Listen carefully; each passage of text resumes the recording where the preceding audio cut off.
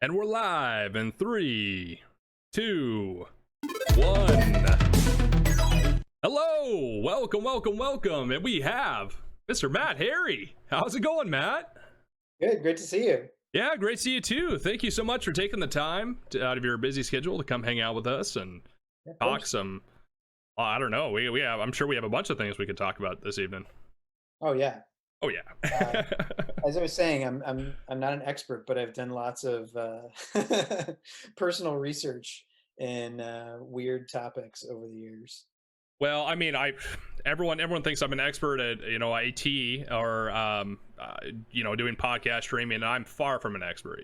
I just kind of learn how to do things, and I try to learn more and excel, and do what we can to become better people. Hopefully, I mean that's kind of the end game here in life. I think maybe. That's great, there's that great Malcolm Gladwell book, Outliers, which is like how do these people become amazing successes? And it's like you just put in 10,000 hours of work into something you like. Right. I think we've actually talked about that on this podcast, where I think it's like 8 to 10,000 hours, you're considered an expert or the top tier of whatever you're doing. So, hopefully. Why don't you tell us a little bit about yourself, Matt? Sure. So I'm a writer. I recently published a couple of novels. You can see down in the bottom of the screen. Sorcery for Beginners was my debut novel, which came out in 2017. And the sequel, Cryptozoology for Beginners, came out last fall in 2019. And I think I've done a lot of things over the years. Those are my first published books, but I wrote my first novel when I was in 7th grade because I had read another book, and I read in the back that the author had written it in 8th grade. And I was like, well, if he did in 8th grade, I can do it in 7th grade. Yeah, and of course, right. My book was terrible. Oh, no. But it kind of gave me, I had a great teacher in 8th grade named Wade Werner, and he encouraged me. Like he had heard I told him I'd written a book, and so he encouraged me to keep writing. And we would meet a couple of days a week after school, and he'd read my short stories, whatever I was working on. And then towards the end of the year, one day we sat down, and he gave me a letter from a magazine, a local magazine in Ohio where I grew up. And I opened it up, and it said, "Congratulations, we're publishing your short story." And he had sent it in without even kind of telling me, I think, because if I got rejected, he didn't want me to feel bad. The crushing defeat of rejection, yes. And so I had this acceptance letter, this local magazine that was literally like printed at Kinko's, but they paid me like $15. So it was like my first paid story, and it really gave me the bug of like, well, this is something maybe I can do for a living. Yeah. And so I spent a lot of years, like, I was in journalism for a while. I was the editor of my high school newspaper, and then I went to college and I discovered filmmaking. So I moved out to Los Angeles to go to USC Film School and become a filmmaker, wrote screenplays, made movies.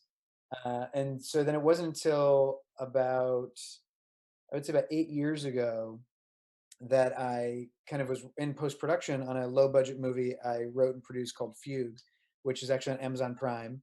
And it was super cheap, but we were proud of how it turned out. And I was in post-production on that, and I was like, maybe I should try writing a book again. Yeah. Because it was taking a long time to finish the movie.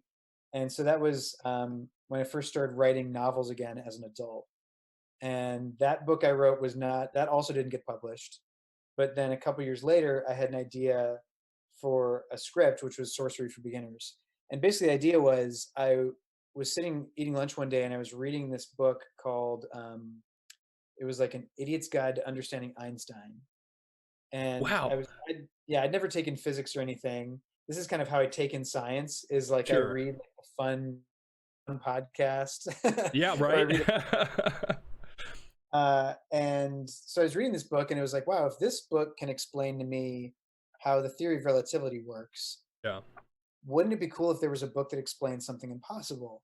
And immediately I was like, oh, magic would be the ultimate thing. Sure. And so I had that idea, and that was the book Sorcery for Beginners, which I have right here. Whoa, you got it right there. Yes. Which you can find. I did look it up, and I have read the first chapter already. I started getting into it yesterday, and I found it on Amazon actually. They have the Kindle version and the paperback version, which is cool because they don't have paperback versions for anything anymore. So I thought that was really awesome. The publisher, Inkshares, was really cool about like they really wanted to be a production. So like I don't know if you can see like the Deckle Edge. It's got like these things called Deckle Edges. Yeah. And it's got like tons of illustrations. It's got a lot of like Okay, so spell pages. basically I'm gonna have to go pick up the paperback now because I got the Kindle version and I'm like, no, that's not as cool. We definitely have to. Well, you And see also, them.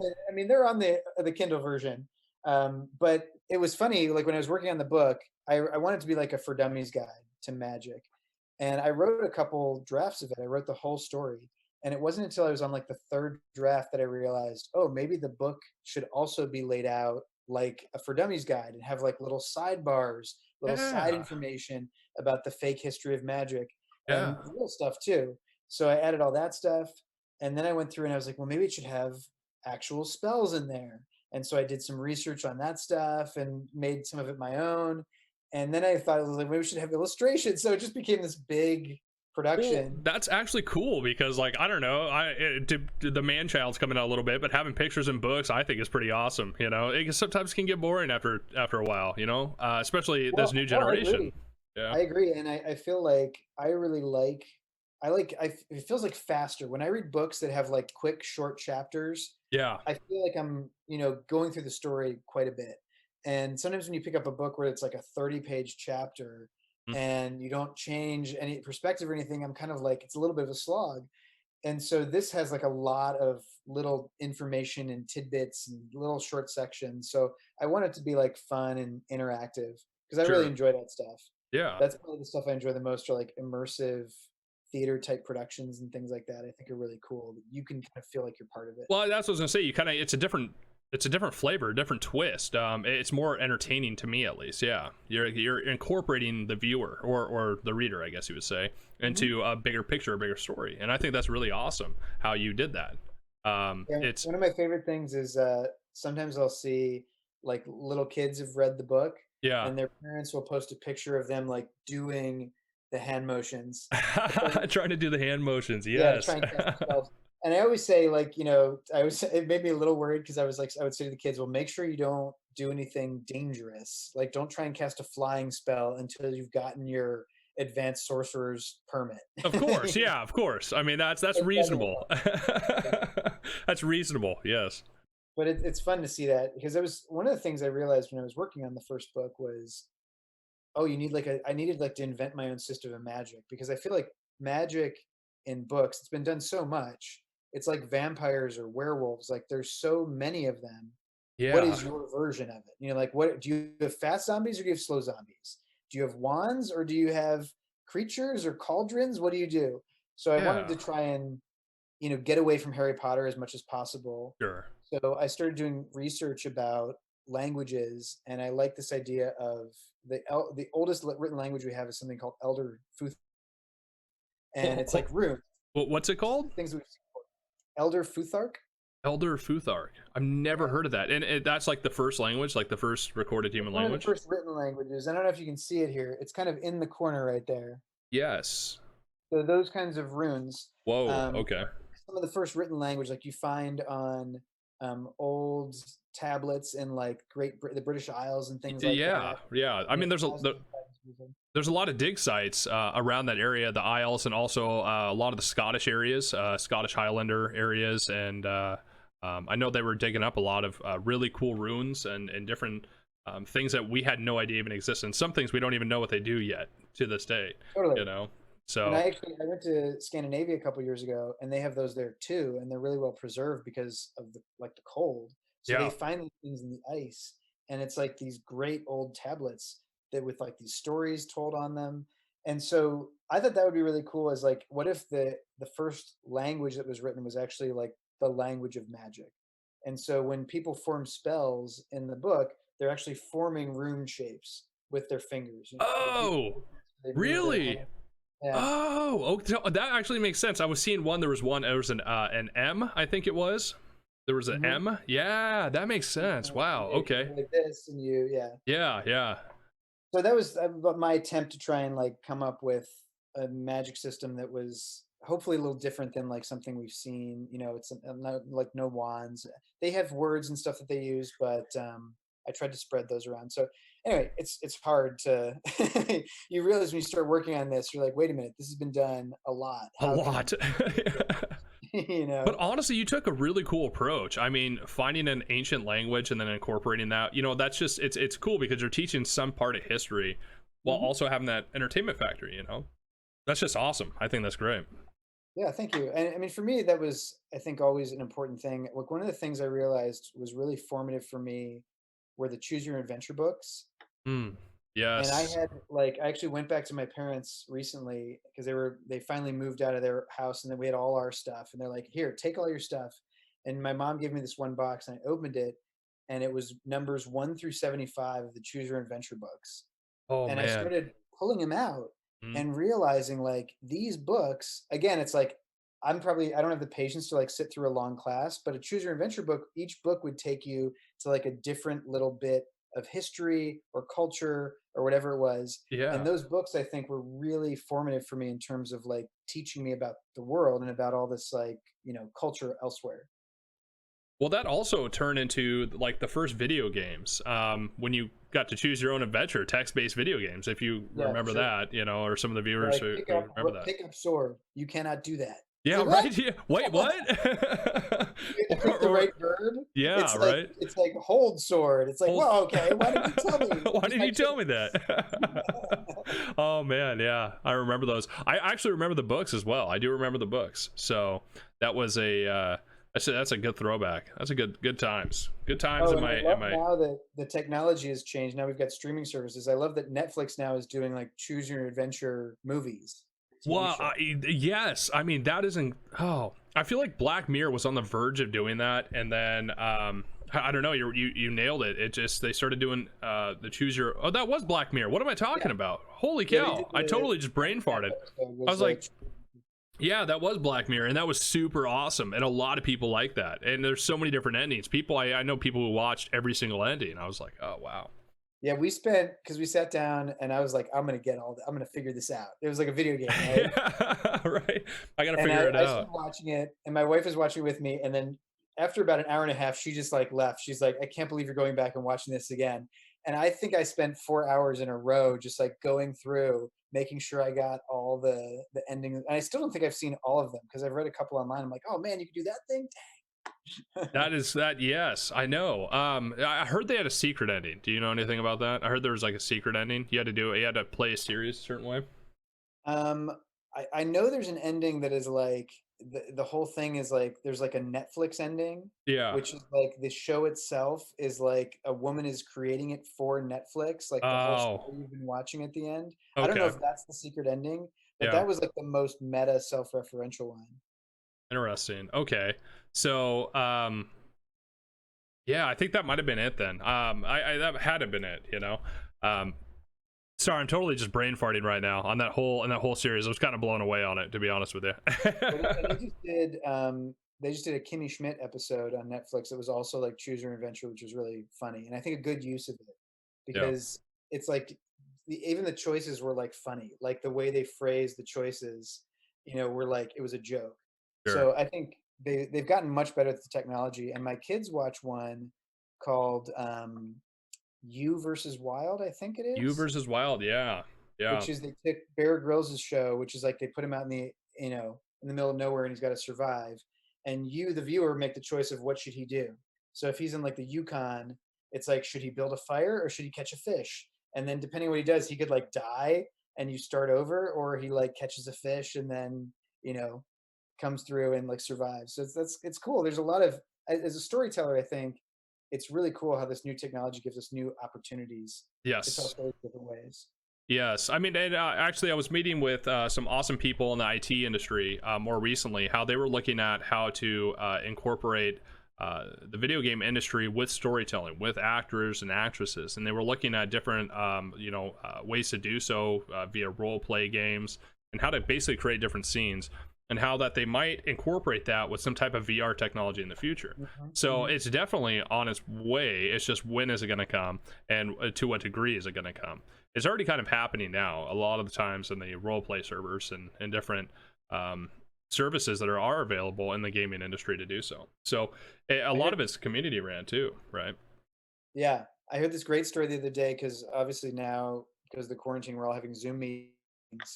There was this group of guys who all worked together and they were sick of doing it on Zoom. So they all got together in Red Dead Redemption Yeah. and would like sit around the campfire with their digital avatars and like talk about their meeting and, for whatever the week's work. And I was like, that's so great. Yeah, that's it's a new era, I guess. I mean, we were briefly talking about that before we went live, but it's a new era of communication and the way that humans interact now in a post virus world, I guess.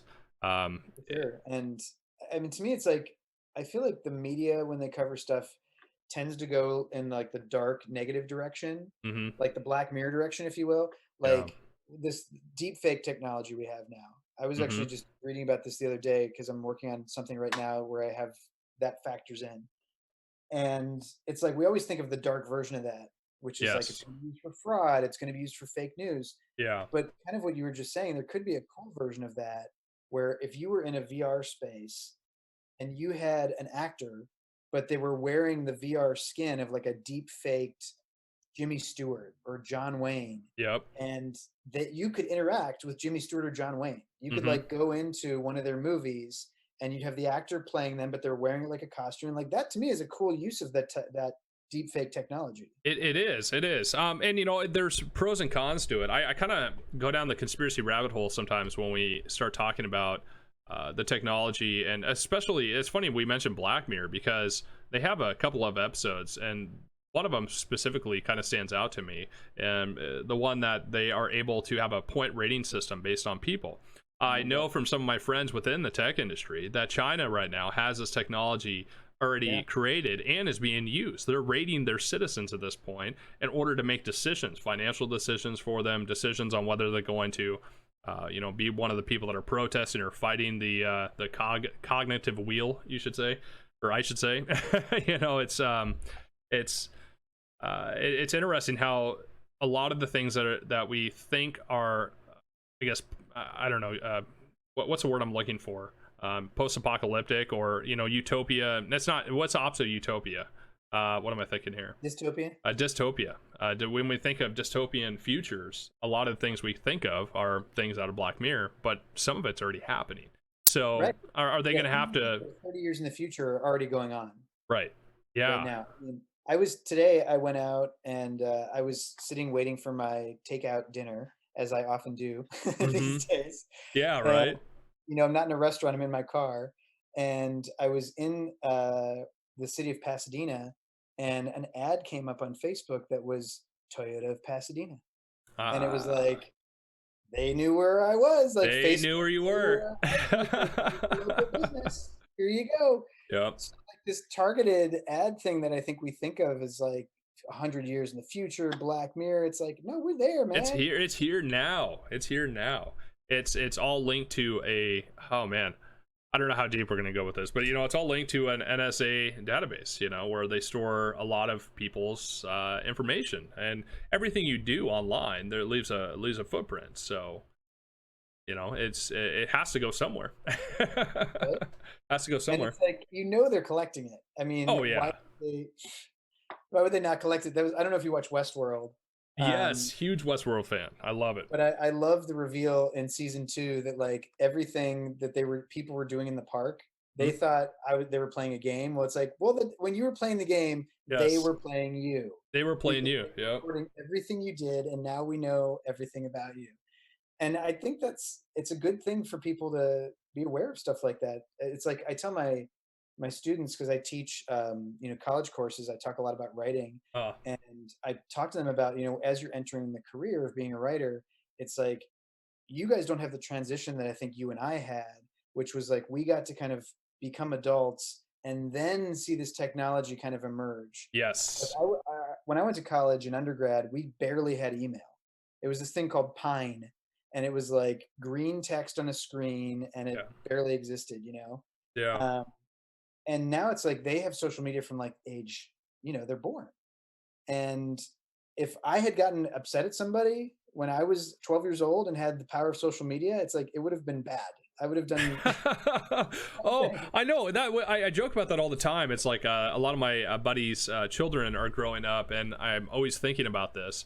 How they're growing up with this technology surrounding them, and all it takes is one stupid picture. Do you know how many stupid things I did when I was in middle school, high school? I did so many stupid things. If that got blasted online, I would probably I don't know what I would do. I'd be just mortified.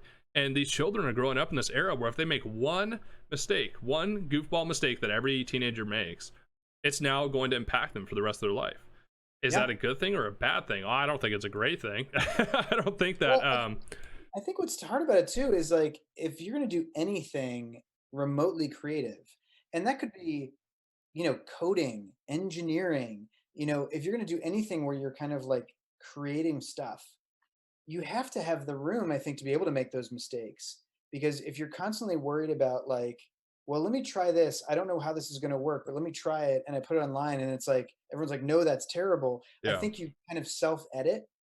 And that I think is really right. Like the self-editing, I think could potentially stop a lot of people from coming up with maybe great, interesting ideas because they're worried, oh, if I put this out there, I don't know how it's going to look or be received, or so I'm just not going to do it at all. So we're not going to have the innovation then. You're right. We won't have innovation if we're going to be constantly worried about being judged or making the wrong mistake that could potentially ruin everything, right? So I mean, it's like if you look at like Leonardo da Vinci, and we see the stuff we saw of his was like 5% of all the stuff that he did. yeah, He had a workshop filled with all these broken, crappy models that didn't work. We're yeah. like, oh, the Vitruvius Man, the guy with his 3 arms, it's amazing. But it's like he had a bunch of sketches that nobody saw of that. If he had Deviant Art, and he was going on Deviant Art and doing all his crappy sketches, would he be Leonardo da Vinci, or would people have been like, these suck? These Like, suck. go Yeah, back. yeah. Go I back. know. That's a super valid point. I've never thought about that. So what if somebody did something that was on the fringe of society? With their work, it would completely change. You're right. People would view them differently. They wouldn't. His art probably would not have been accepted, and that kind of coincides with what we're talking about right now, or what we're going to talk about, I guess, with cryptozoology, sorcery, magic. It's on the fringe. So if you talk about that, there's a stigma attached to you. So if you really are the best of the best at something in a field and it overlaps with a fringe subject, will you then be ridiculed, or will you then not be able to actually hit your full potential because you're almost blocking yourself because of the way society views you? It's Yeah, totally. And I think there's that great Arthur C. Clarke quote I think about a lot where he says, if alien technology showed up to us, if it was advanced enough, it would look like magic to mm, us. And things exactly. that we do now, today, that we think of as just normal stuff, if we went back 200 years ago, even 100 years ago, it would look like magic. Like You if know, we went up to people and we said, I took a tablet computer yeah. and I held this tablet and I said, ask me any question in the world, P.T. Barnum, and I will answer it correctly. And he would ask me, and then I'd look at my tablet and I'd Google it and I'd tell him the answer correctly. He'd be like, you must be some kind of psychic. You're How could you psychic, do that?" right? You're a wizard. Yeah. There's no other explanation. Yeah. So to me, the thing about these like kind of fringy ideas is like all this stuff was fringe until it was accepted. It's Right. like Galileo saying that the earth revolved around the sun instead of the other way around was Hmm. a fringe idea. And he gets tortured for it and he gets imprisoned for the rest of his life. And Well, it's not until how many people were 100 killed years for later say? you go like, oh yeah, Galileo was right. Yeah. Oh, yeah. Exactly. Yeah. Galileo. Uh-oh. Uh-oh. Technical difficulties. Oh no, and I just gave away her. Oh no. What happened?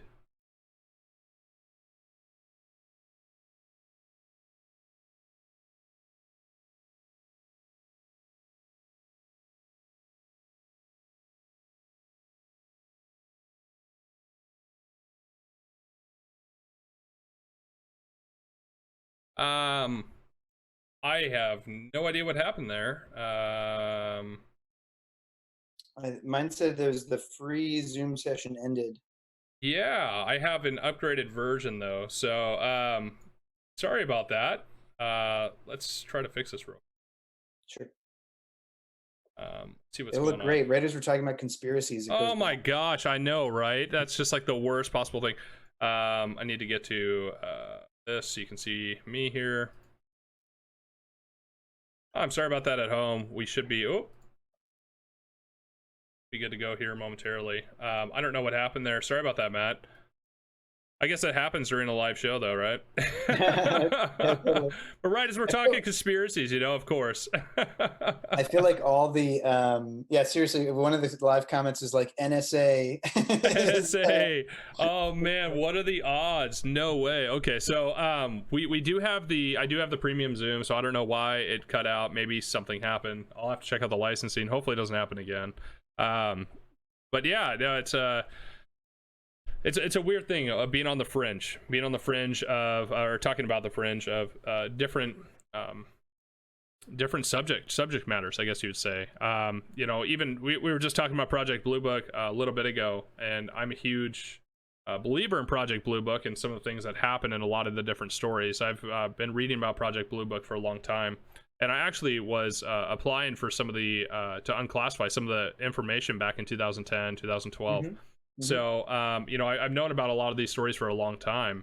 And it's just interesting because there's a lot of different overlap with people like Bob Lazar, who, firmly believes that a lot of these UFOs that the U.S. military have been, supposedly back engineering, are coming from archaeology digs. And so dig sites across the world, all these different dig sites. And it's just incredible if that is true, that we probably at some point had some type of interaction either before or humans existed or after, right? Well, I think that's always a really interesting debate when you start thinking about this. It's like the Fermi Paradox. Yes, I do. Yes. Yeah, so I always think that's such an interesting thing. Is like if you look at we know that there's millions of solar systems out there. There's hundreds of thousands of habitable planets that could host life. Right. And so mathematically, it makes sense that there should have been some other kind of intelligent life that has existed at some point before us, because we're not like super young. We've been around for billions of years. And so like, where is it? That's the interesting question. Is we've got this gigantic, vast universe. We've got all these planets. We've got all these solar systems. Where is the other life? Right. And did it potentially show up at some point? I was like, I love that conceit of the movie Stargate, that all those gods they were drawing, in hieroglyphics were actually like, that's what they look like.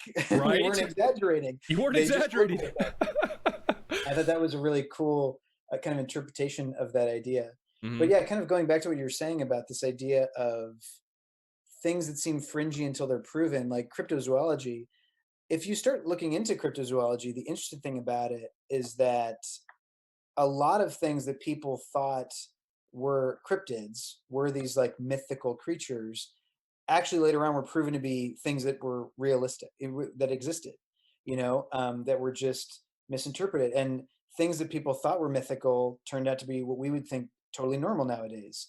Like England back in, the 1500s, 1400s, I forget the year, but I was reading about like Marco Polo comes back with like a picture of an elephant, and people are like, that's insane.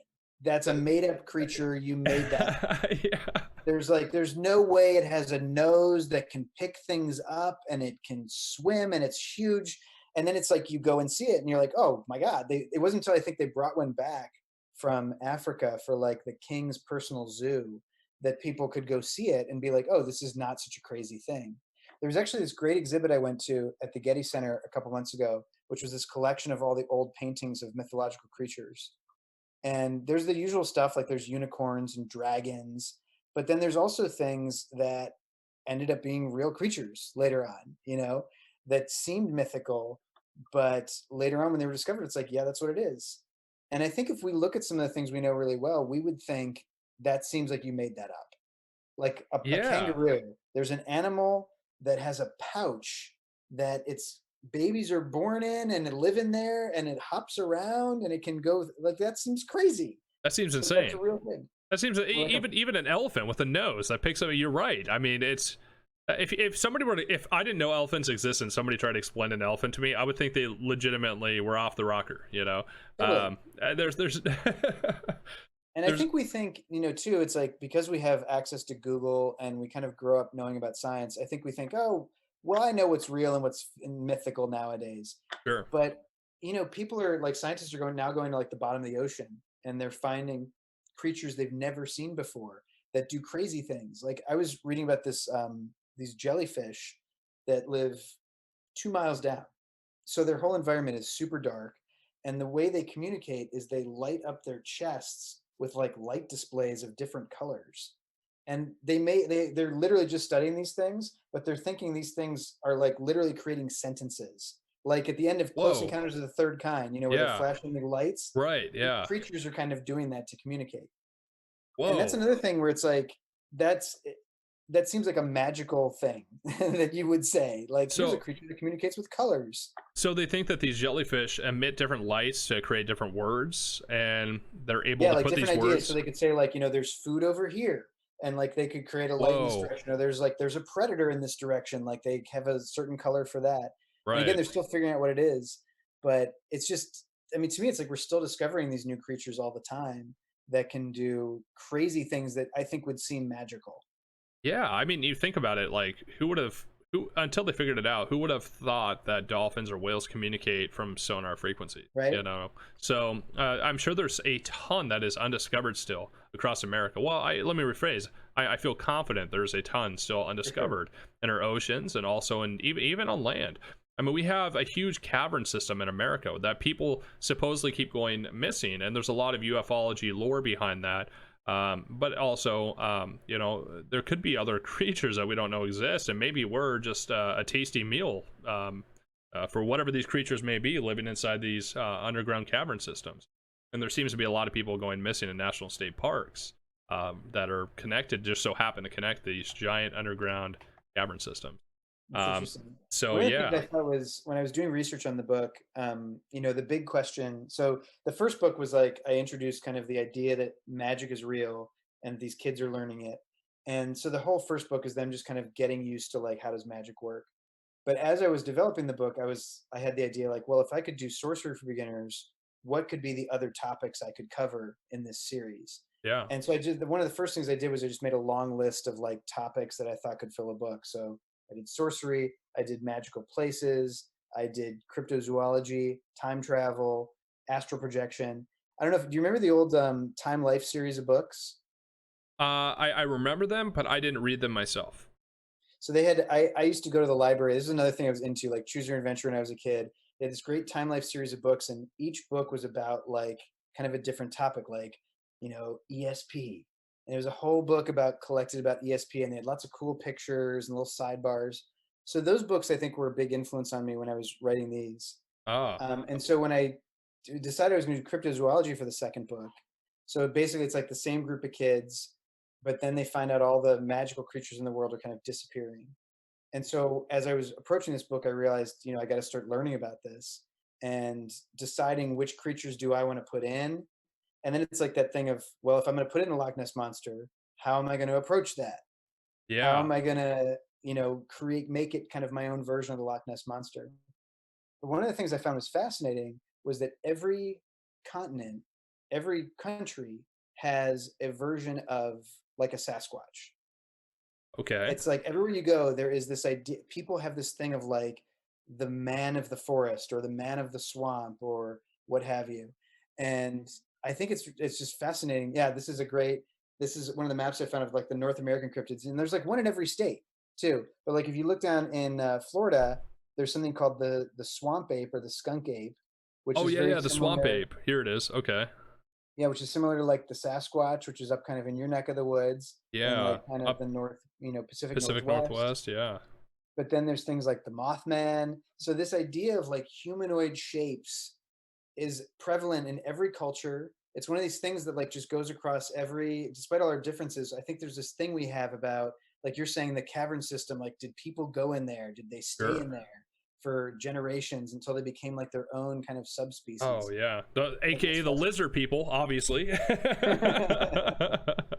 um, Speaking of which, I see a lot of cool. You're right, though. There is a similarity between a lot of these creatures and these cryptids and a human shape or human form, like almost deformed human shape or human form, right? Mm-hmm. I mean, we do have like the chupacabra, which, funnily enough, I have some friends who used to live in Mexico. They grew up in Mexico, and they claimed multiple times to have seen this thing, and it's a real thing, and it's very deeply ingrained into the Mexican culture and their heritage. It's like everyone knows, and it's not like a fake thing to them. We talk about Sasquatch to us being who knows what's real. To them, it's a very, very real thing. It's part of life. So it's interesting to see all these types of humanoid figures on here, because after what you said, it kind of clicked a little bit. Mm-hmm. The Dover Demon, I've heard of that. I mean, some of these are some scary. Jersey Devil. There's some scary stuff out there about it.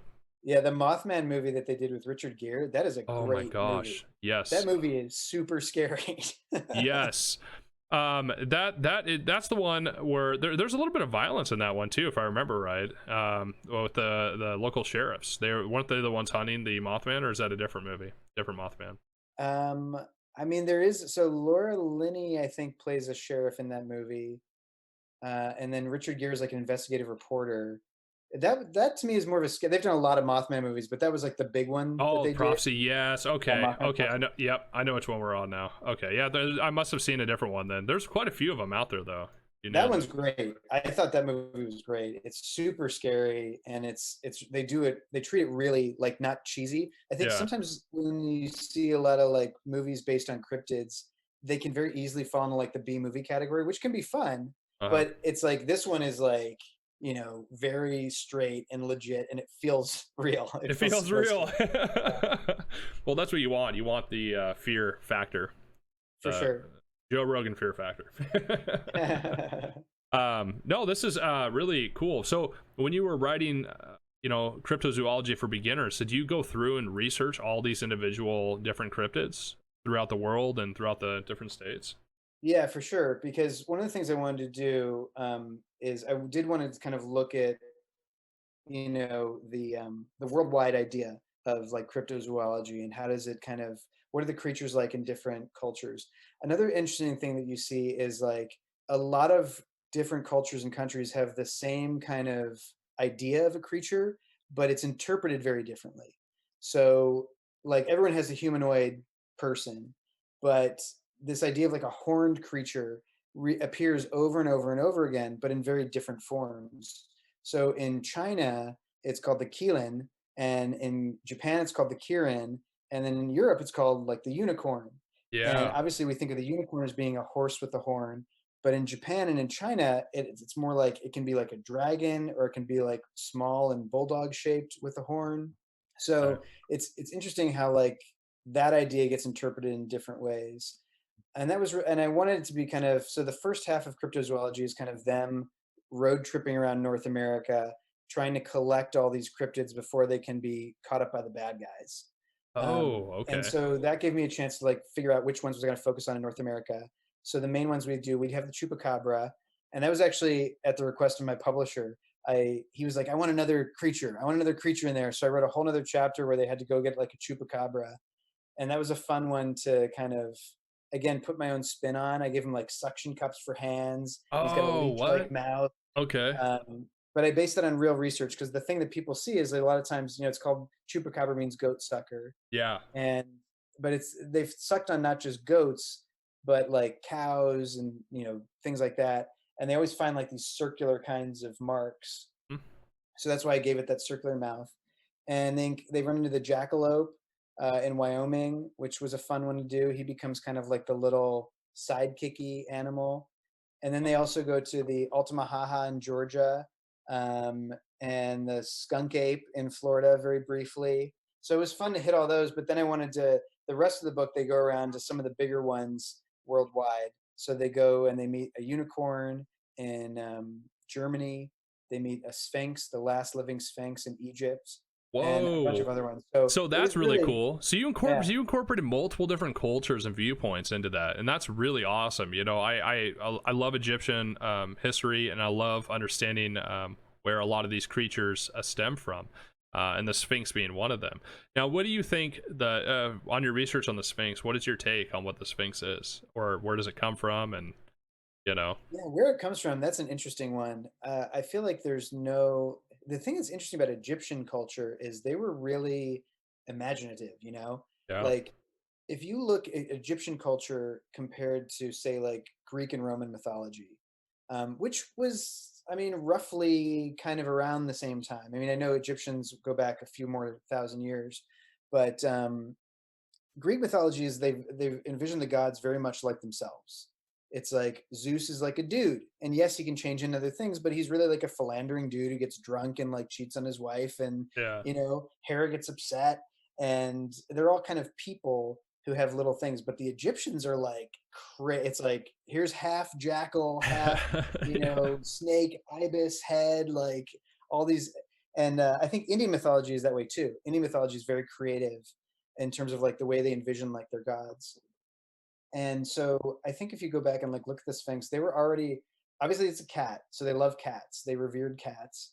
And I think they had lots of empresses too. So frequently it's a woman who's like the top half of the cat and the lower body of like some kind of cat, like a lion. And so I think for them it was a combination of like respecting this animal that they kind of revered, and then also like having a tradition of like very powerful kind of empresses like Cleopatra and Nefertiti and people like that that were kind of respected, so kind of combined in one character. But then the Greeks have it too, like you hear them talk about the Sphinx in like Oedipus and things like that, like the riddle of the Sphinx is originally an Oedipal thing. So I kind of right. combined a little bit that idea of like the idea of the Sphinx with the riddle notion of it from kind of the Greek and Roman. That's an interesting take, as a lot of as we just discussed and as you mentioned there, a lot of different cultures they really, it all depends on what kind of culture they had, where they created their own type of art. I guess it would say art. What is that what it would technically be, right? Yeah, yeah. So it's interesting to see how they incorporated based on how they lived and how they interacted with other people and other cultures, how they created their art and how they revered different pieces of art. Like you said, a half woman and lioness bottom portion, and we see that a lot too. I'm thinking of mermaids, for example. We see that a lot in different. I don't know if you ever saw that documentary, by the way, about mermaids, where they had proof of real mermaids on, it was like History or Discovery Channel maybe. It was very, very interesting. And they, about these, supposedly the Navy was involved. I don't really know what to believe. I've seen a lot of um, different proofs out there, I guess you would say, from whether it be on the internet or research, or people have come to me one on one. So there's a lot of different proofs out there, but it's very interesting, to me at least, to see these different ancient civilizations incorporate that, and how we have to think about how we view it as well. Our culture now of who we are, especially as Americans, is a lot different than the rest of the world, and a lot different than some of these other countries. So for you to be able to see that and incorporate all that into what would you call your book? Would you call it a work? Would you call it? Sorry, I'm having a weird moment today, where nothing. I call it quarantine brain. That's what I Quarantine have. brain, is that what It's it like is? Oh I really man, can't think of anything anymore. It's like the it quarantine. it's really thrown me off. Sorry. So with your book specifically, it's interesting to see how you incorporated these different types of culture all into one and still made it fun, right? um Yeah, I definitely wanted to make it fun. I mean, I always thought that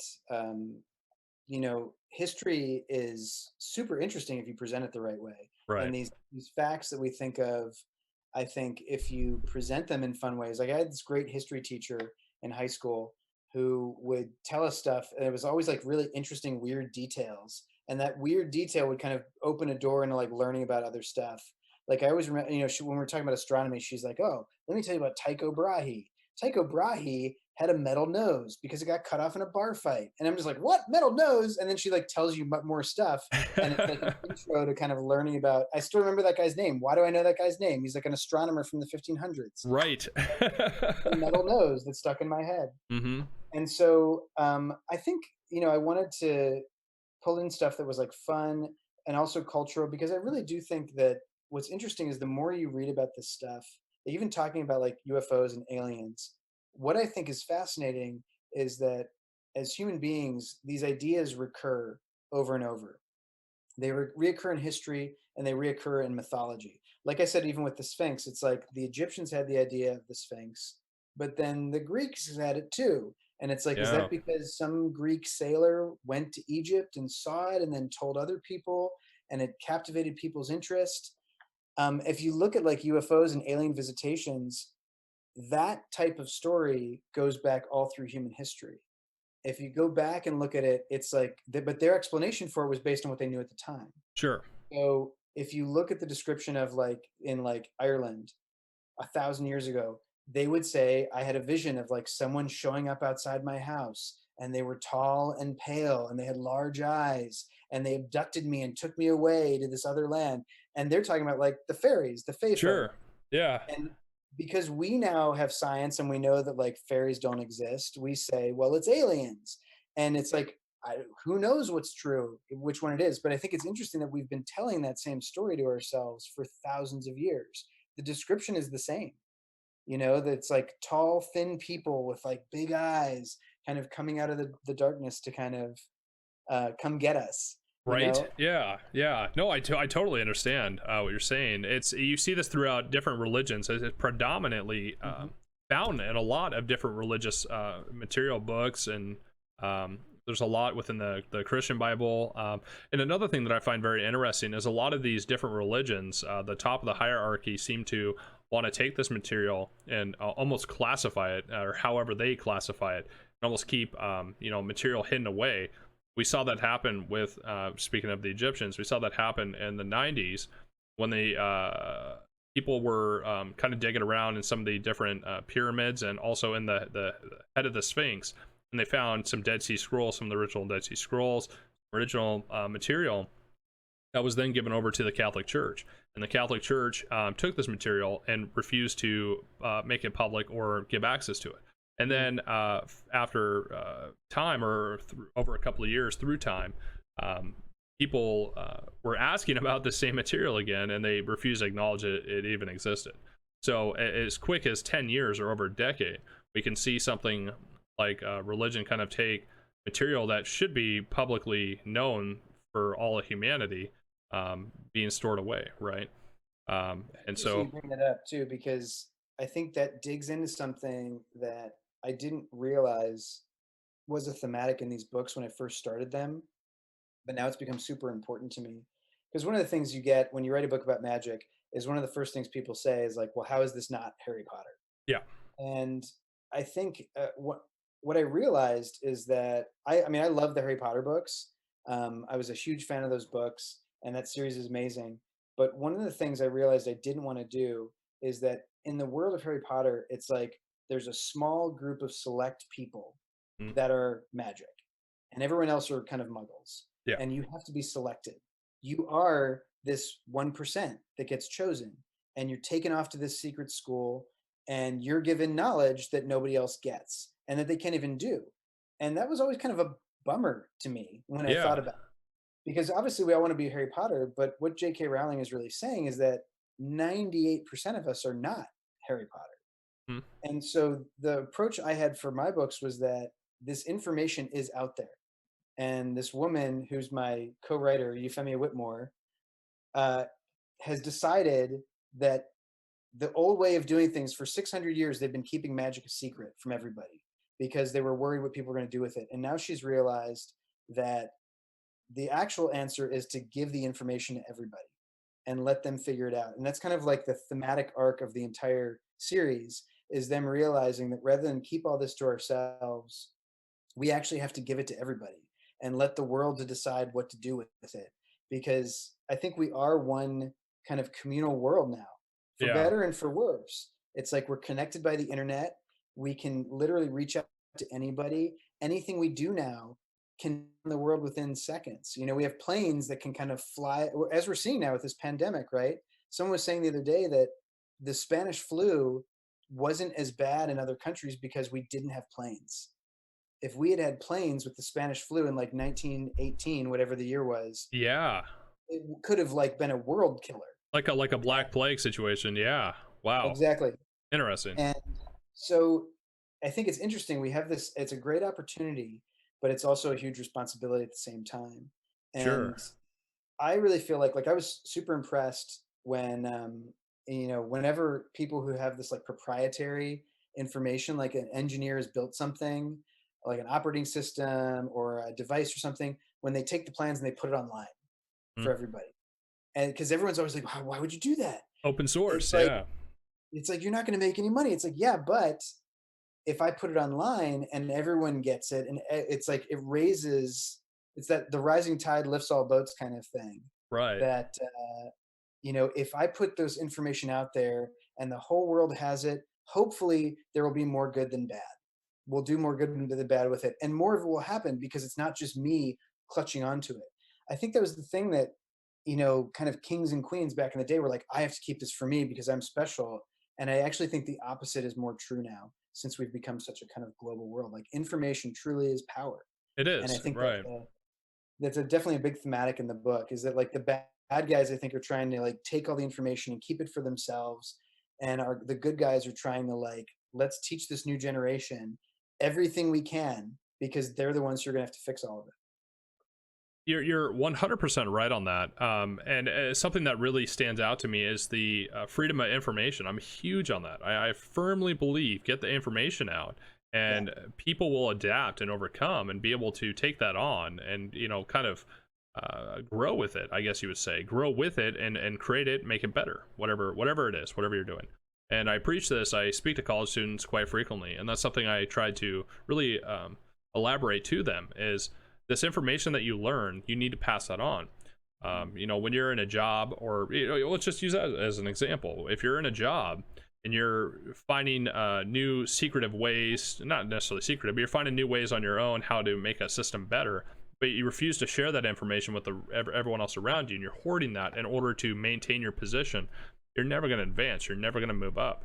You're going to constantly be stuck in this bubble that you self-created because you're so worried about information getting out.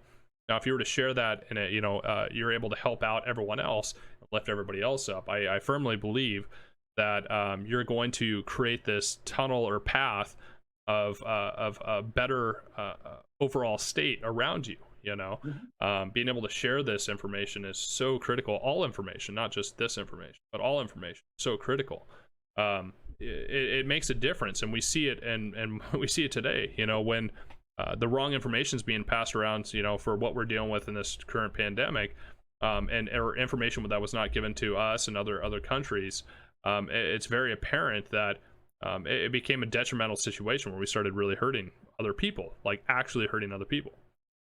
So, you know, being able to share, if we were able to share that information early on, you probably would have seen a different outcome worldly on a world impact. I think it's such an interesting dichotomy we have as human beings, because we have this very strong individual mentality, you know, of like self-protection. We're very tribal. And Yeah.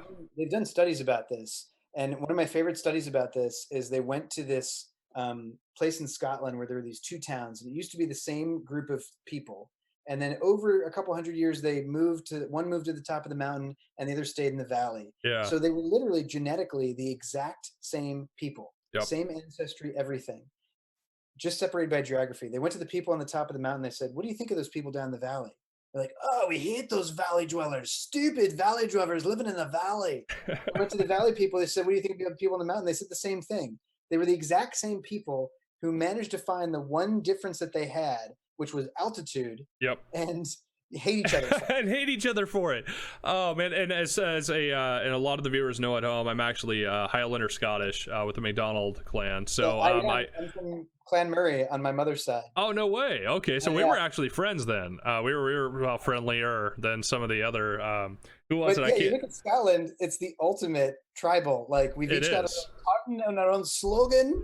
We do, and actually, I wear one of those copper bracelets to help. Oh my goodness, I'm getting another warning here. Yeah, I see. So yeah, I don't know what's going on here. So I'm gonna just redo this, I guess. I don't know why it's Commercial break. Yeah, we'll do a quick. Why don't we do that? Let's do a quick commercial break, and we'll kick it off. We'll give it 3 minutes, refill drinks, and go to the restroom, and I'll resolve this and try to figure out what's going on. So just give us 1 second. We'll switch it over. And awesome, thanks guys. And we're back. Yeah, sorry about that. We had I was logged into the wrong account, so that was totally on my end. But I just fixed it. We should be good to go now. So sorry about that. Thanks for your patience on that.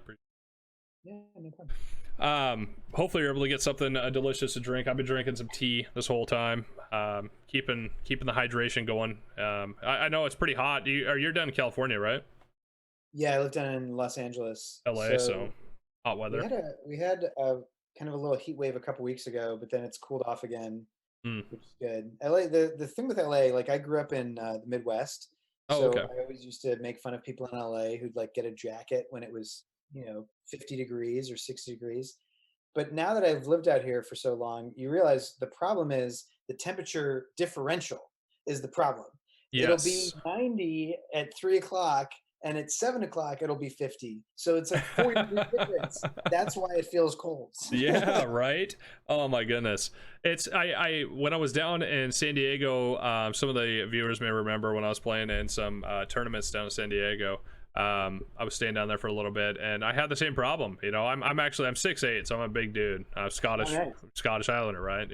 So 6'8", big guy, and I'm a little fluffy, not too bad, but a little fluffy. And when I was down there, even at nighttime, after a week, I started wearing a jacket. I'm like, what am I doing? It's still like 60 degrees out. I don't need to be wearing a jacket down here. I mean, it's the desert, man. It's a desert. It's covered in concrete, and we got skyscrapers, but it's the desert.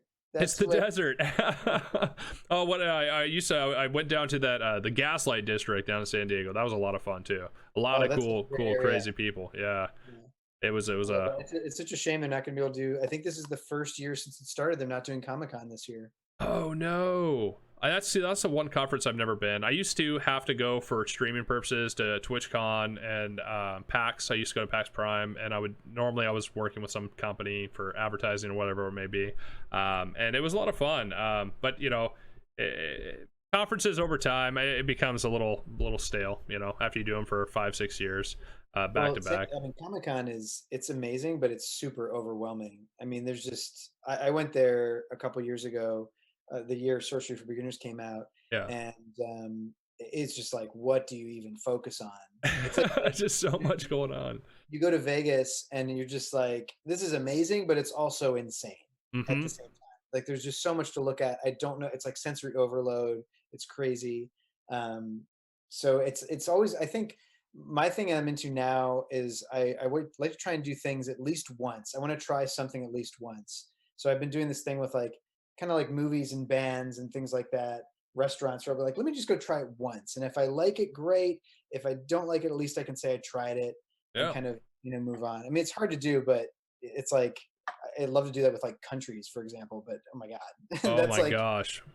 I know. Well, I was actually supposed to be going to Ireland and the first 2 weeks of May, and with obviously with the pandemic going on, that was canceled, but I was super excited to go check it out. No, I've never been to Ireland. I've never been to any European country. I've been to 48 states in the United States and 4 countries in North America. So yeah, fun times.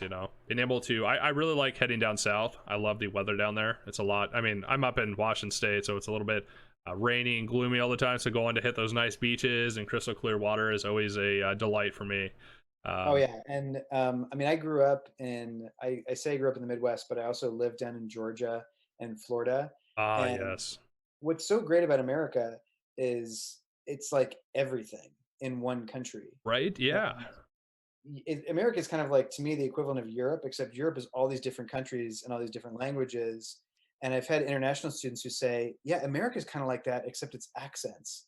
like it feels like a different language Oh almost to go yeah. to Louisiana, you know. Well, it's also there's cultures too, and this is something that I've told the viewers before. You know, travel and going to 48 states. I've never, and everyone always asks which ones I've not been. Maine and Hawaii are the two I've not been to yet. Oh So man, I would love to go Hawaii's really check. best. I know, I need to get out there. I really do.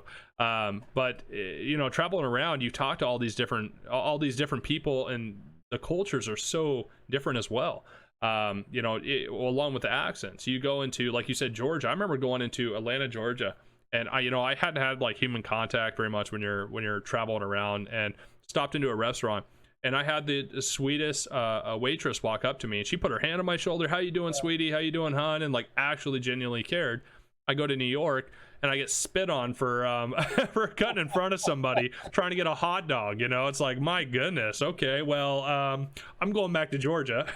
Yeah, sure. I remember when we moved to Georgia the first time, our neighbors came right over and they're like, "Well, y'all just got to come over for some sweet tea." Oh And I was yeah. just like, I don't even know if I followed three of those words. Like, I was like, y'all sweet tea? There's a sweet tea? And they're like, it's amazing. So now anytime I go into any place that has like, I see hush puppies on the menu, I'm like, where's the sweet tea? Where's You the guys have sweet that? tea? Yeah. Oh But I mean, man. I think that's one of the things, like you were saying earlier, with like having all the cultures in the books. That was just something to me. It's like I feel like is super important to think about and talk about. That I feel like somehow, I don't know, like, and I don't know if the internet's done it or why this has exactly happened, but I feel like those differences that I was talking about earlier, that I think we're using as a divisive wall, I think to me should be more like, it's like fencing around us. It's like, look at all this cool stuff that we have that I can share with you. It's Yeah. like, you've never had sweet tea? Come try our sweet tea. Hey, we don't say you, we say y'all instead. Isn't that cool? Like, Yeah. I wish we could focus more on some of that stuff. And that was something that it was interesting for me to, as I was doing research for these books, about like the history of magic in different cultures and the history of cryptids and cryptozoology.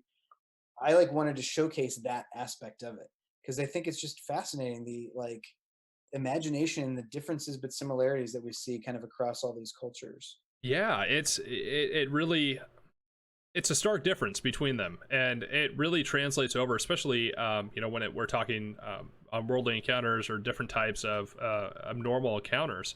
It really, you defined it, and in previous interviews, that's what I've always said. Imagine going back in time, or even, this is a better example. I don't know if you know, during World War II, we were setting up operations all over in the East China Sea area, and there were many islands, and there was a tribe there that never had outside contact, or they never had anybody come in and you know, say, hey, you know, you're not the only ones in this giant world, until World War II happened, and the U.S. needed to put a runway down on one of these islands, and so they showed up. And they met the indigenous people on this island, and they were, you know, set up with spears. Like, these are like warriors ready to go. And you know, they made nice by giving them food and blankets and warmth, to the point where they built this airstrip, and the soldiers were just, you know, constantly nice to the local indigenous people, helping them out with whatever. And finally the war ended, and they just all took off. The American troops took off in these planes. So they were rediscovered 30 years later, and these people had adopted these World War II airplanes as gods. They viewed them as flying fortresses that housed, you know, basically the children of God, is what they would, was a direct translation of these World War II soldiers. So they they created a whole religion around Americans and World War II airplanes, because they thought that, you know, this is the world now. They just show up and bring goods, and everything's great, you know. So That's, oh, sorry. I've never heard that story. That's amazing. Yeah, it is. It's an interesting story, as we can translate that over with things like UFOs, right? We can translate that over with just like you said about cryptids. We can translate this concept over, that if we don't have a core understanding to something, then maybe it is magic. Maybe magic is real, but magic is something we just don't fully understand. You know, that kind of correlates with we had a wonderful paranormal investigator on, and she was telling us, you know, a lot of the reasons why people are afraid is they just don't know. They don't understand. It's a new science, you know, and this is a science. And what you're doing, even researching, putting this together, I view as a science as well.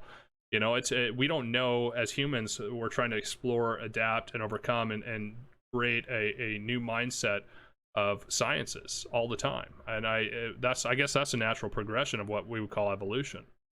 And Absolutely. And I think as soon as we kind of stop, that's when I think you tend to run into problems, yeah, as a species or historically.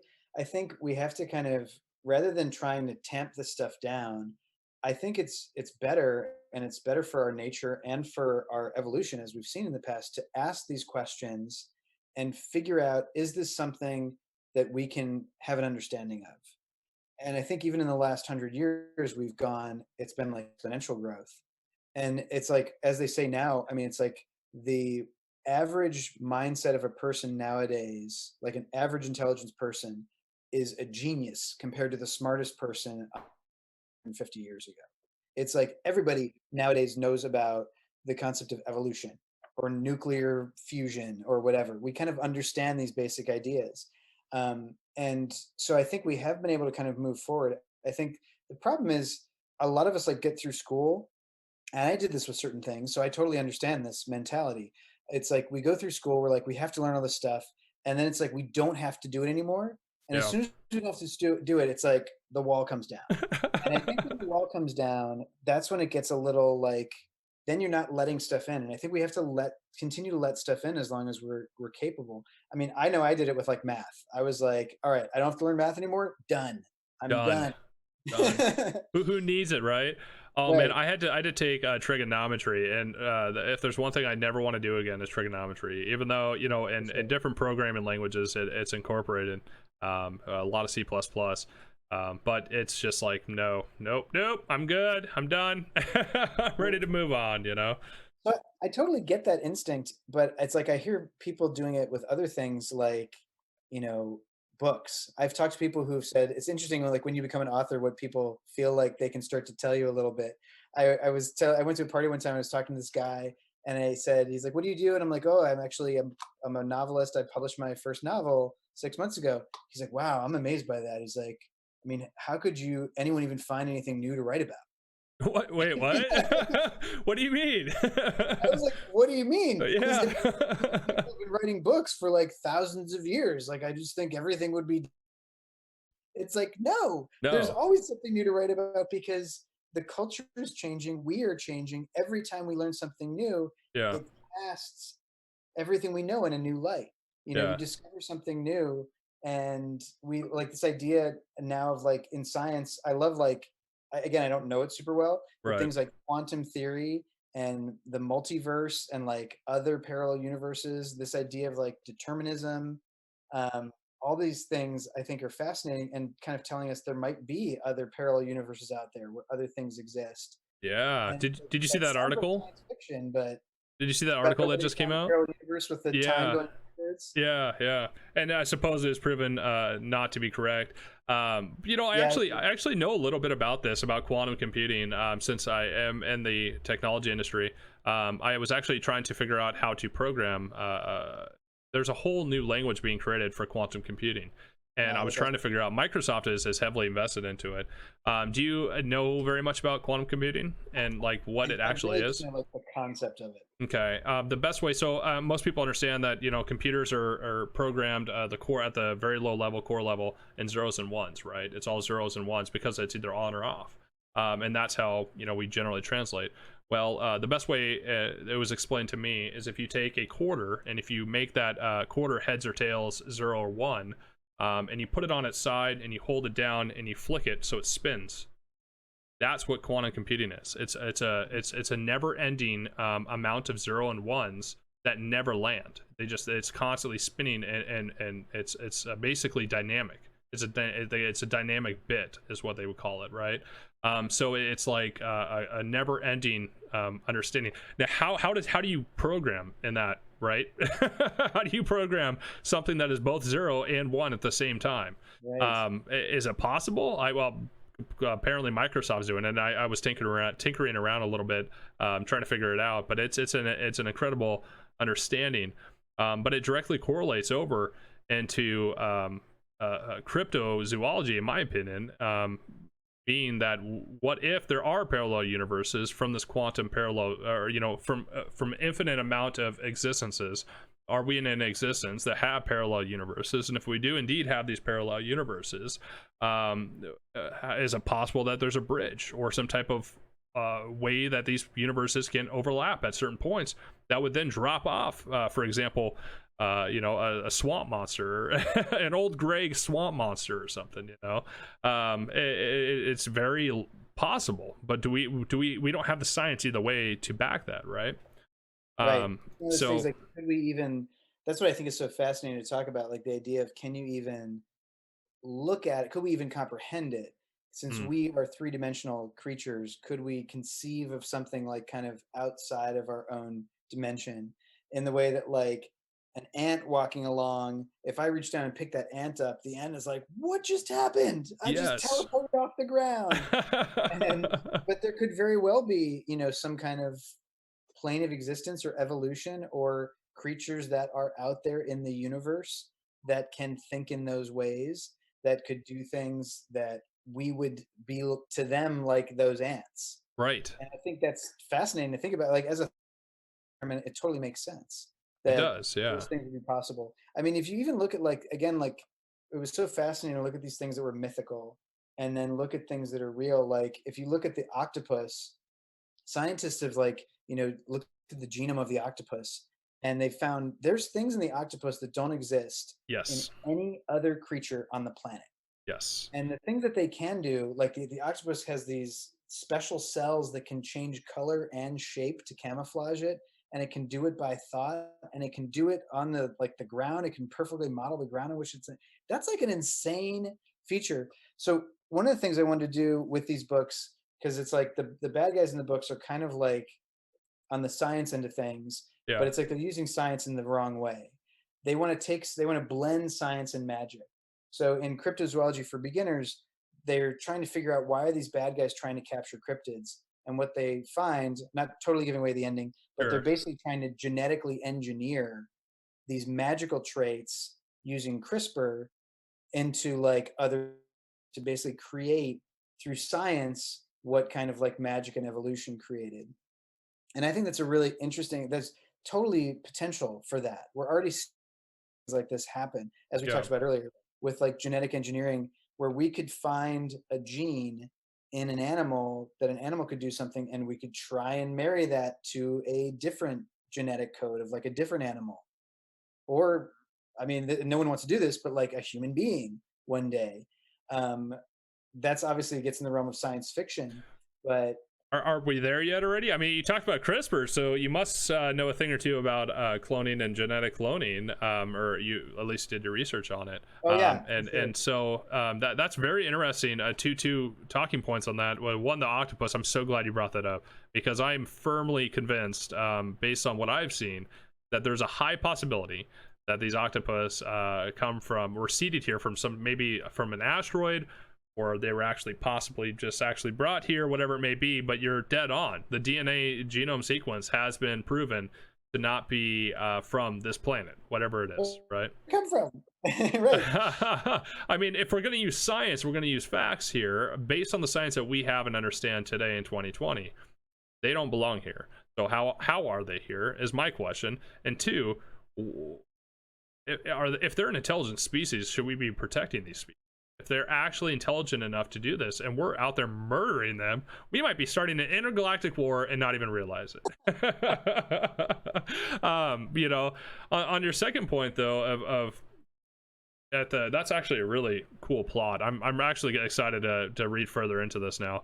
Knowing that these animals are being collected within the book, at least these cryptids are being collected to be spliced and diced, as they say, and changed into weapons of war. It would be my guess. Generally that's what greed and money come from, or weapons of war from simple human biology.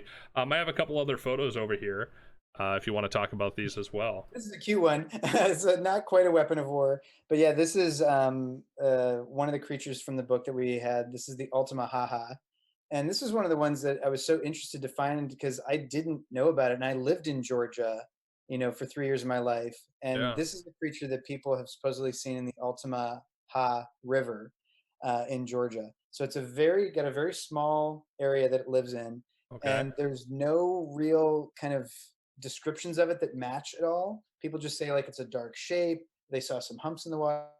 So my illustrator, Julianne Crump, when we were talking about this, we literally could just kind of come up with it. So in the book, we had married this idea of, you can kind of see it's got like the face of a manatee, and it's got Yeah. like four flippers, but then we gave it kind of an almost leafy plant-like tail. And it also has, in the book, it's got the powers of like a water elemental, so it can kind of control water.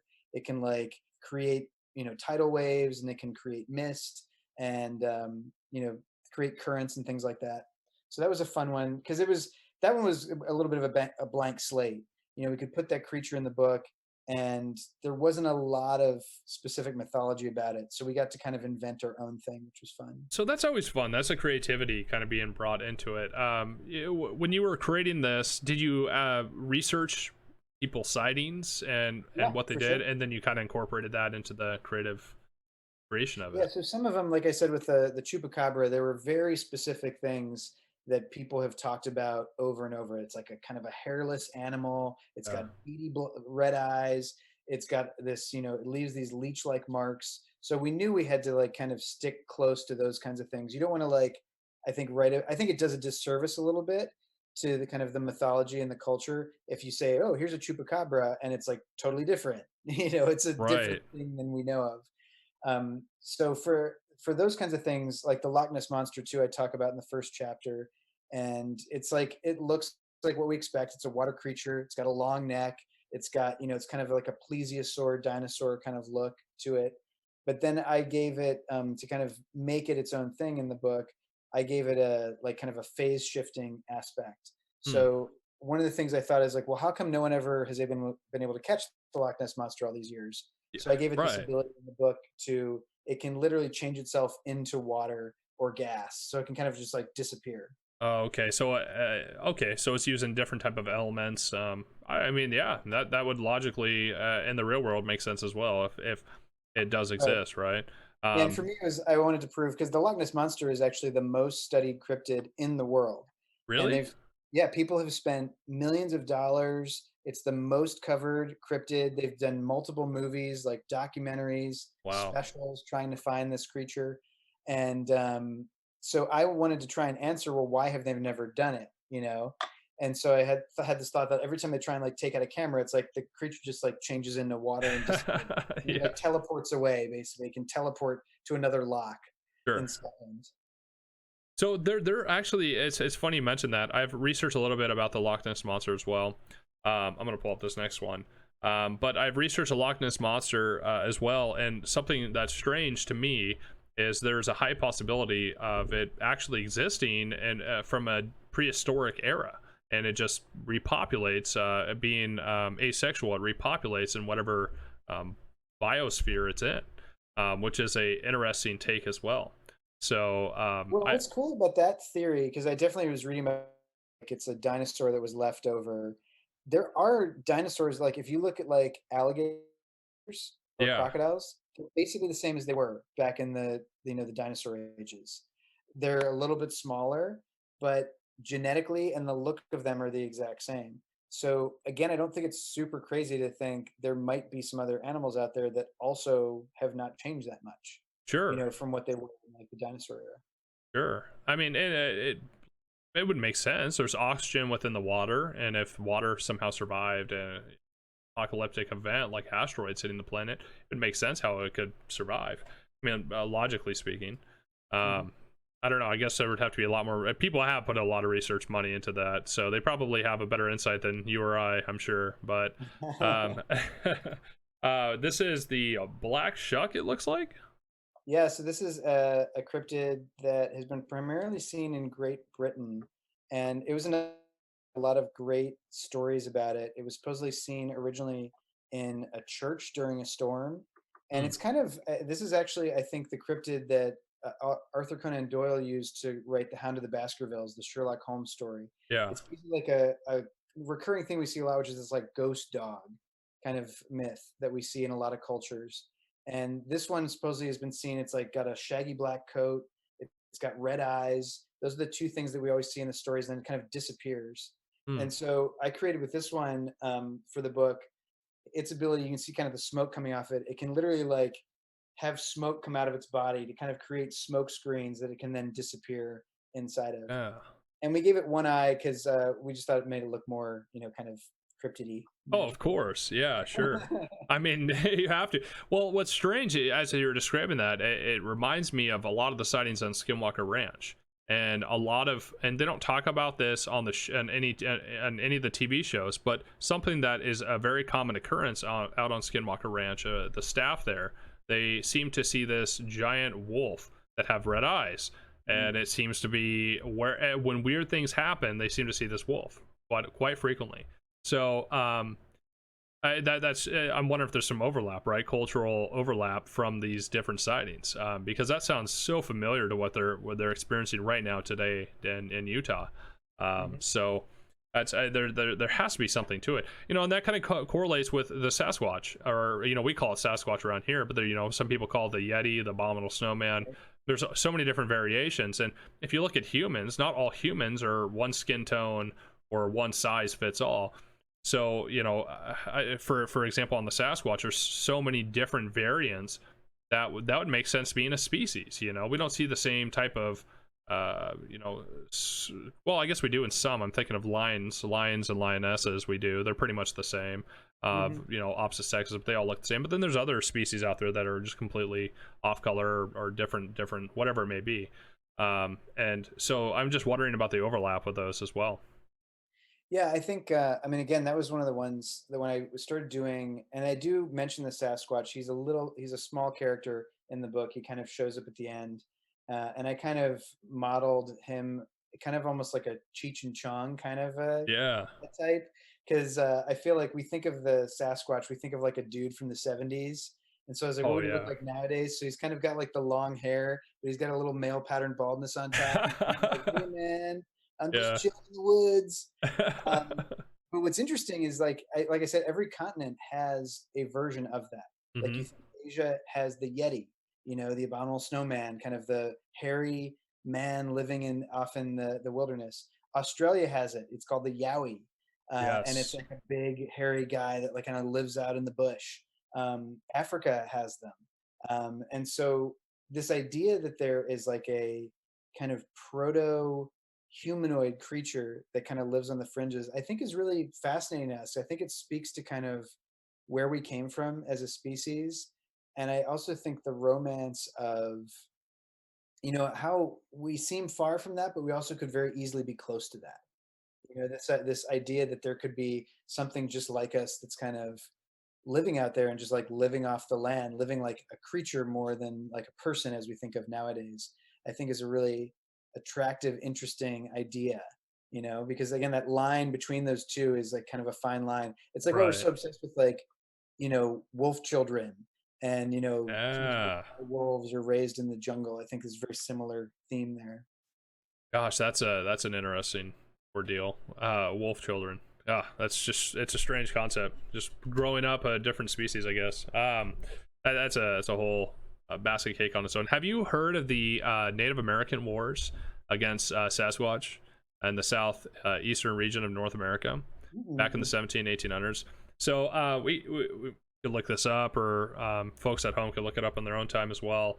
But there's a lot of different scriptures and writings left behind by Native Americans from the 17 to 1800s about these wars between Native Americans here in North America fighting Sasquatch, like tribes of Sasquatch, like going open area combat and actually fighting to the death with these things, Hmm. and how ferocious and just beast like they were.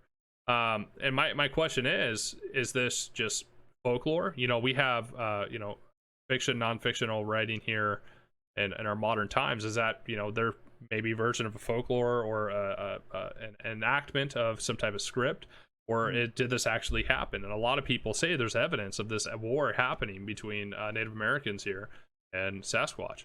And that's always stunned me when I discovered that, as I wondered how many other species that we would think, I'm trying to think of some of the species now we have in the oceans that we just hunt down in Right. order to a point of endangerment for whatever resource that they have, and how many other cryptids might have had the same fate from previous humans that we just don't know about. That's always been a Sure. huge thing for me and trying to figure out. Yeah, and that was the thing as I was working on this book. I didn't really think about it in the beginning, but I really got into a lot as I started doing research was this idea of animal preservation and extinction and like the human impact on the animal world.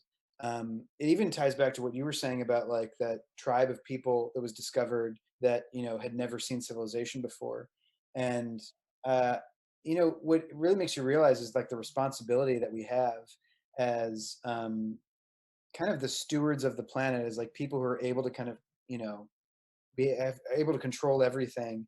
That there really is a responsibility that comes along with it too, because there are these animals that were very specific that existed for thousands of years, and then people showed up, like the koala in Australia. I mean, basically became an endangered species because it had never seen humans before. And then, like kind of white people showed up and just could just knock them out of trees with sticks Right. and eat Yeah. them. The koala didn't know to defend itself. Right.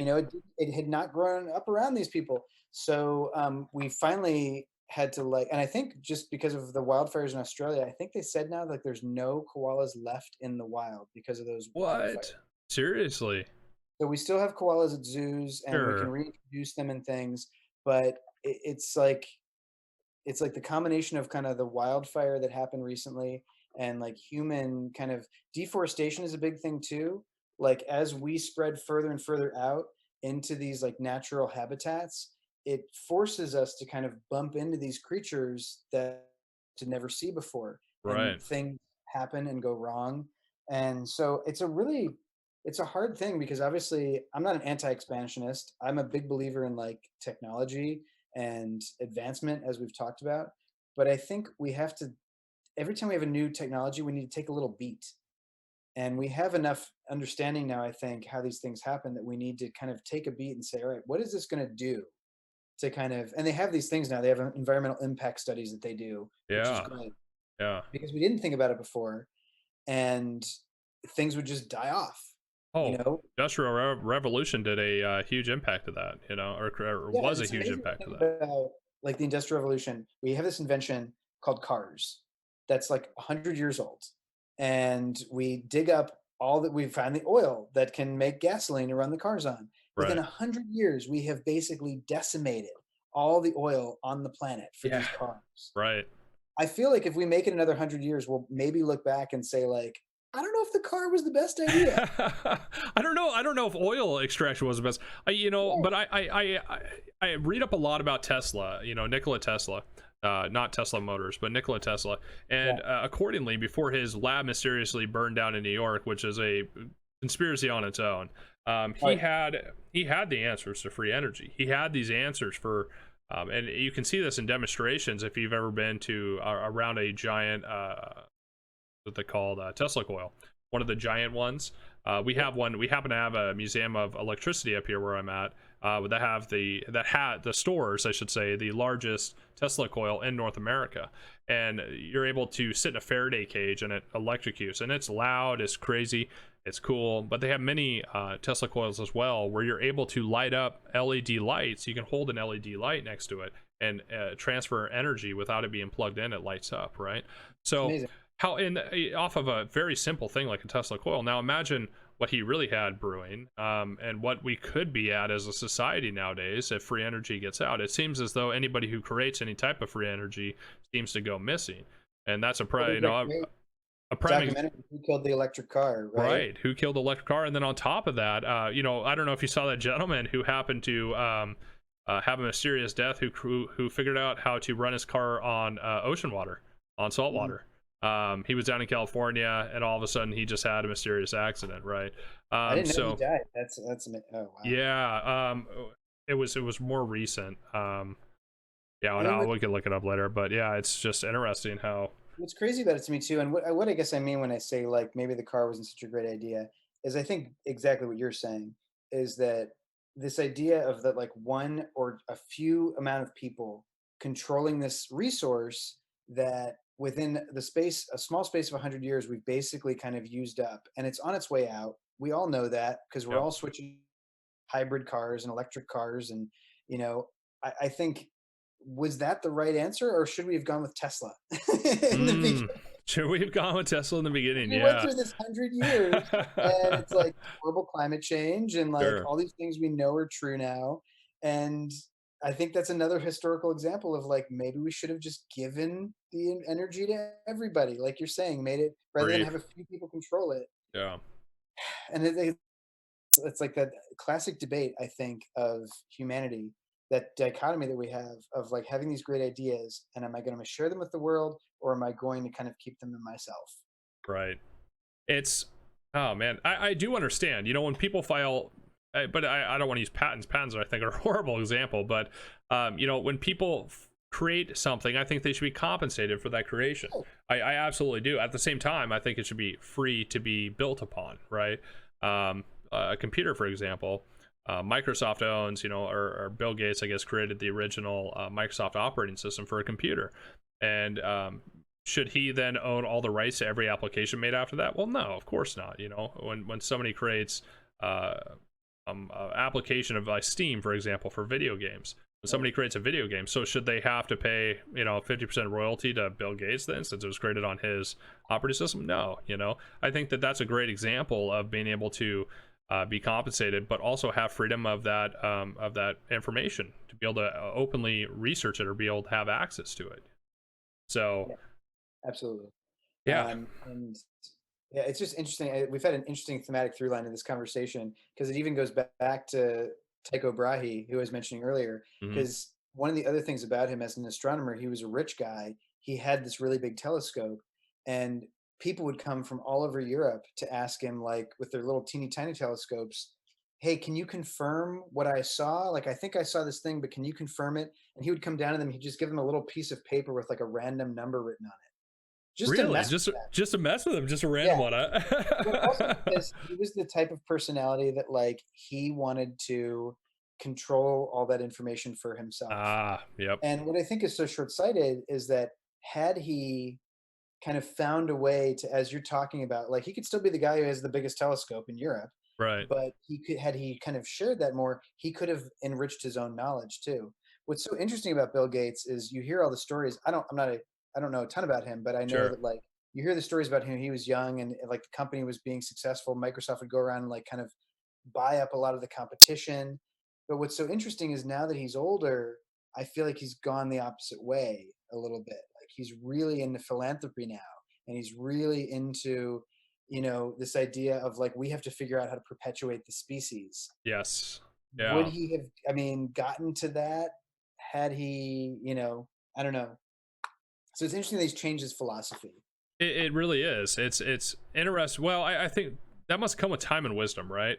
That's what I'm trying to formulate in my head right now. Right. That has to come with time and wisdom. You know, your opinion changes. People say when you're in a long-term relationship, you change over time. You know, your partner changes, you change. Well, that happens to everybody. We change, we grow, we digest new information, we change our opinions on things. You know, you could have a very strong political opinion one day and have news come out, and that could be changed tomorrow. You know, or science or facts.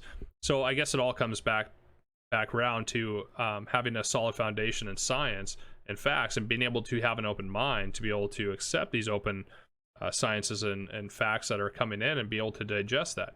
You know, I see a lot of skeptics, quote unquote, out there, and I saw one recently, you know, hammering the skinwalker guys pretty hard. And, you know, to a degree, everyone's valid to have their own opinion.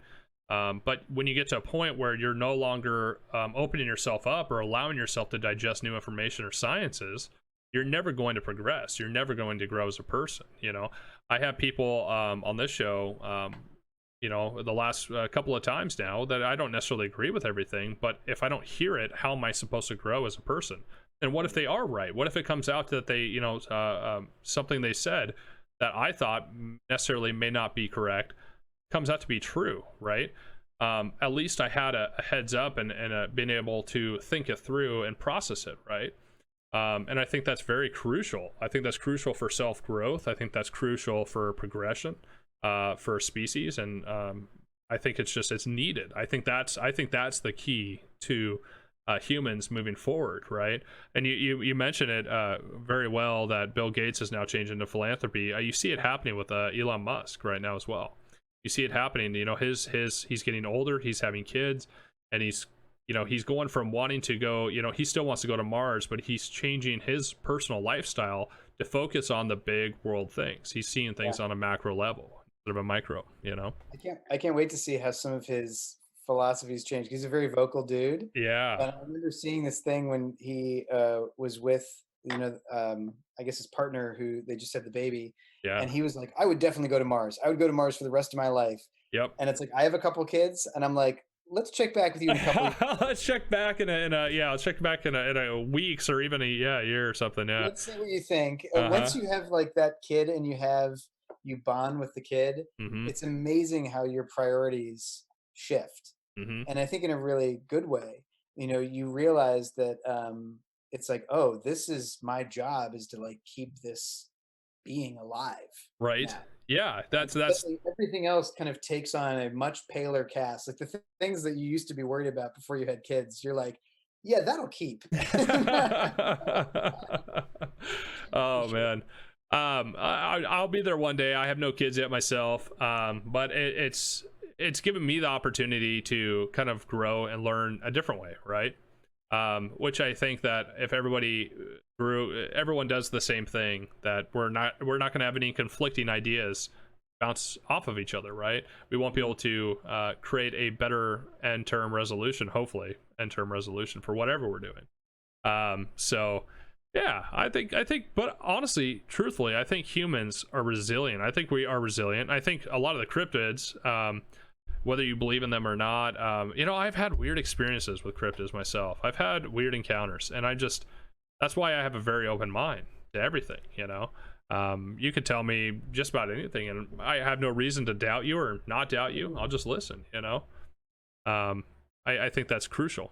Yeah, and I think to me that's again the foundation of science too, is this idea of, well, let's start with, let me ask questions, and let me see if I can recreate what this is. And again, I think scientifically there's certain things. What I like about scientists is that I feel like when we know something, it's like we know it because it has been proven over and over and over and over again by multiple people. It's peer reviewed. Like, we know certain things are true and they work, but yet we can learn things that shift that or change it. And then if they don't know something, they're like, you know what? I don't know. It's not. I don't know. Yeah. Thus far, it's not proved. That's what I like about cryptids. It's like the answer is not that like these things have proven to not be real. It's like, well, we don't really know yet. We don't have proof either way. Right. No, that's a really good take on it. I mean, we don't. We can say, Sasquatch or even Loch Ness Monster is a good example of that. We can say it does or doesn't exist, but we don't really know, right? Until we scour this planet. And you also talked about deep oceans, how deep you can get in some of these oceans, and how we barely even touch the surface on how deep we can go. We have no idea where life could sustain itself, or how it can sustain itself in extreme conditions. We go up to Antarctica and we're finding out that there's microbes living in areas we thought could never exist. So yeah, there's like bacteria that can live in like lava tubes. Tubes. Like in the deep ocean, that they somehow are able to live in those intense heats. Right. There's things that can kind of exist in vacuums. Oh man. So yeah, I think what was possibility out there. What was that Russian astronaut who saw snakes? He claims to have seen snakes when he spaced multiple times. He does spacewalks. He said he swears, and they're not necessarily snakes. He said they look different and they move differently, but he's seen space snakes. It is the craziest thing in the world, and it's only said by multiple Russian astronauts. What I'm trying to say, the first Russian astronaut that's really vocal about it. You can find him in a lot of his statements. You should check it out. It's really interesting. Yeah. Space snakes, like he is convinced. Space snakes, the sequel to Cryptozoology. Oh please, space snakes going up and finding, or even going to other planets. We had a guest on that told us that there is a forest on Mars. there's a lot of evidence pointing to forests on Mars that are being covered up that would host life. So I would be very interested to, maybe that's another direction as well. Checking out different planets and different life in other planets. That's always a good route. Well, That's definitely one of the other books I want to get into is the idea of magical places. ooh, Magical places around the world. sure, sure. That'd be awesome. Well, I think we're gonna wrap it up here, Matt, if you're Great. okay Thanks with for having that. me. Nice talking, Wilson. Yeah, no, I really appreciate it. Really appreciate having you on. I know a lot of the folks at home who will be watching this afterward will be happy as well. Is there any last remarks about your books or any upcoming books? Any cool, fun things you have going on? Well, I'm working on, so I published 2 books in this series, and it's a series that's kind of, I wrote it for kids, but I've actually had a lot of adults that read it and enjoyed it, which has been cool. It's actually funny, the adults that read the books, I think, are a little bit more intense about it than the kids. It's adults that have come up to me sometimes and said, like, so is this magic really real? Yeah. Like, what spells can I do that are going to work? Yeah. And the kids are a little bit more like, kind of chill about it. Yeah. But so I have another 2 books in the series outline. The next book is going to be about time travel. Oh, So I'd be like yes. I love traveling time for travel. 10 years. Mm. Yeah. And so that one I'll probably start, maybe towards the end of the year. And then I have another project I'm working on right now. That's another book that's like kind of like a sci-fi detective novel that takes place in a cool sci-fi setting. Um, so that's what I'm working on right now, and hopefully it'll be out to everybody in a couple of years. The thing I found out with the book world, unfortunately, is it moves very slow. It's like you Mm. get a publishing deal, and it's like, congratulations, we're going to publish your book. It's like, great. It's like in 2 years. In 3 years, 2 years, yeah. Oh my gosh, I couldn't imagine. That's gonna But yeah, be I have these two frustrating. books out. I have these 2 books out right now, and I'm just trying to keep getting stuff out there. Yeah, no, it's amazing. Like I said, I just started on the sorcery for beginners, so I'm excited to kind of dive into it. Is a good place to find these books? Amazon and anywhere else that would be a better Amazon is great. I really like IndieBound, especially right indie now. bound. Yeah. Indiebound.com is, if you type in your zip code, it'll give you local independent bookstores, and you can search by book titles. So, Ah, like, if you were to type in Sorcery for Beginners, it would tell you which independent bookstores near you carry the book. And awesome. this we distribute through Ingram. It's in a bunch of indie places. I know it's up in Powell's in Seattle, Mm. which is one of my favorite bookstores. And I think that's just a great way, especially nowadays, to like support some businesses, local businesses. Like if you're Yeah. gonna pick up the books, we just did that today. We went to Vroman's bookstore in Pasadena, and they have Oh this great yes. setup where you pull into a parking spot, you open your trunk, and they came out of the bookstore and they put the stuff in the trunk, and it was like zero contact. Super great for these times, and it's great to support like the local businesses. 100%. And as a local business guy myself, please support local businesses. Yeah. That's huge right now. Where it's not looking too hot. And we're gonna do something that we normally don't do, but I see a viewer question. We're gonna do one quick viewer question before we end it out. Not Zero, she says, if Matt could make any cryptid, what would it be, and what could it do? Oh man, that's a great question. It's actually something I bring up in the book because, as I said, they find out the bad guys are finding these cryptids so they can use CRISPR to self-select their qualities and kind of, create their own super cryptid, which is called a chimera, which is like a traditional mythological idea of a combination of creatures. So if I could have any ability, I mean, there's some pretty great ones out there that I looked into for. I mean, everyone wants to be able to fly, like that would be super fun.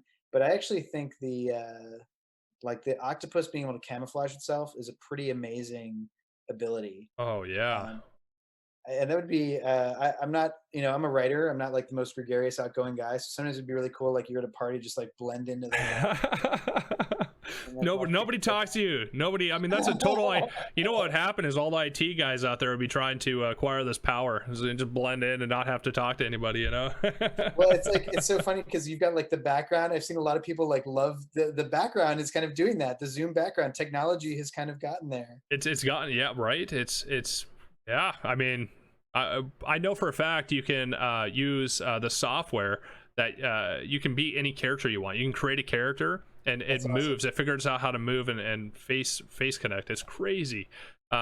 Technology is just advancing so quickly. I can almost barely keep up, so I don't know how everyone else does it. Right Yeah, on, thank you Matt. for the question. That was great. That Yeah, was a great conversation. Thanks, Austin. Yeah, thank you so much. If you want to hang around for a minute, I'll just end it out, and we'll go from there. Thank you so much, and take care, folks. We almost forgot. Stay happy, stay healthy. You do you, and you be you, folks. Don't let anyone put you down. Keep your head high and keep moving forward. Adios.